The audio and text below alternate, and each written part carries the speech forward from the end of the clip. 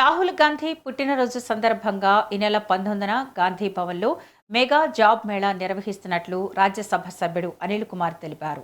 ఈ జాబ్ మేళాకు 100 కంపెనీలు గాంధీ భవన్కు వస్తున్నాయన్నారు. నిరుద్యోగ యువత అందరూ జాబ్ మేళాను ఉపయోగించుకోవాలని అనిల్ కుమార్ కోరారు. కాంగ్రెస్ అధికారంలోకి వచ్చాక 1,00,000 మందికి వివిధ రంగాల్లో ఉద్యోగావకాశాలు కల్పించినట్లు చెప్పారు. విద్యార్థుల జీవితంతో ఆడుకుంటున్న కేంద్రంపై యువ నాయకులు రాహుల్ గాంధీ పోరాటం చేస్తున్నాడని తెలిపారు.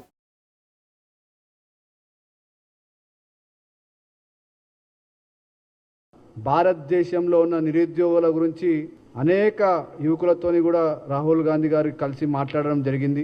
ఒకవైపు అధికారంలో ఉన్న బీజేపీ ప్రభుత్వం నరేంద్ర మోడీ అనేక సందర్భాలలో ఆయన మాట్లాడుతూ భారతదేశంలో ప్రతి సంవత్సరము 2 కోట్ల ఉద్యోగాలు ఇస్తా అని చెప్పాడు.